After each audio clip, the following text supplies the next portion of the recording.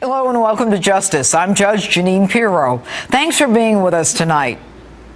You know, you can't trust her. You can't believe her. So why even think about voting for the woman? There is no candidate in recent history for president or any other major office who has skirted the law, pushed the legal envelope, or been under investigation as much as Hillary Rodham Clinton. The latest yesterday, two inspectors general informed Congress that emails from her private server contained classified information, and the fear is there could be hundreds more. But wait, Hillary, you said you never did that. I did not email any classified material to anyone on my email. There is no classified material. So I'm certainly well aware of the classification requirements. Okay, you say you know what the classified information is. If so, you knew at the time it was classified information that you were sending on your private server. If you knew, then you didn't need a technocrat at the State Department to tell you what a classified document is. You already knew. And if so, you must also know that it's our property, not yours. Our secrets, not yours to play with, profit from, or leverage to line you and your family's pockets.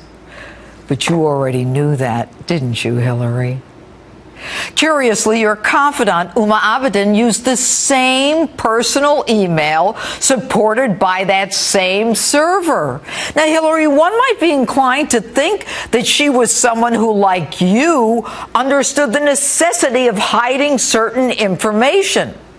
But all doubt is removed when we find out that you went the extra mile to have Uma employed by the State Department and the Clinton Foundation, as well as another Clinton-connected company. This has never been done in State Department history. So, Hillary, why go through so many hoops? The White House told you you couldn't hire Sidney Blumenthal, but because you consider yourself above everyone else, you put Sidney on the Clinton Foundation payroll and emailed him about security issues at a time when he represented interests that would benefit from the fall of Gaddafi in Libya. Those emails were actually hacked by another group. So much for the secure private server argument.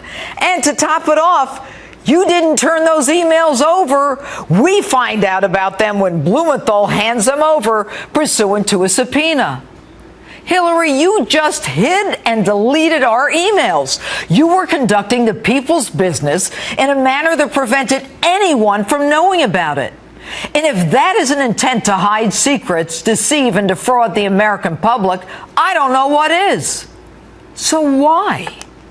Were you afraid that people might find out the reason for your shifts in policy decisions? Or were donations to the Clinton Foundation connected to the sale of arms around the world that doubled when you were Secretary of State, especially to those governments that gave millions to the Clinton Foundation?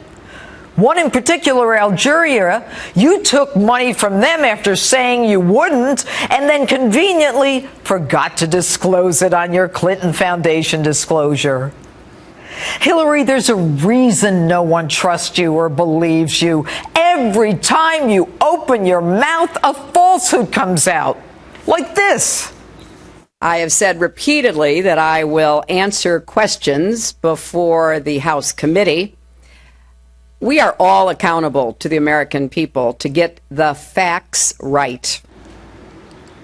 You know, you say you're going to answer all questions and be held accountable. Is this how you do it? Roping off the press and their questions from even talking to you at a parade? Hillary, you've jeopardized this nation and the good and decent people who live in it for your own personal aggrandizement, for your personal wealth, building an empire for you and your family under the guise of a foundation.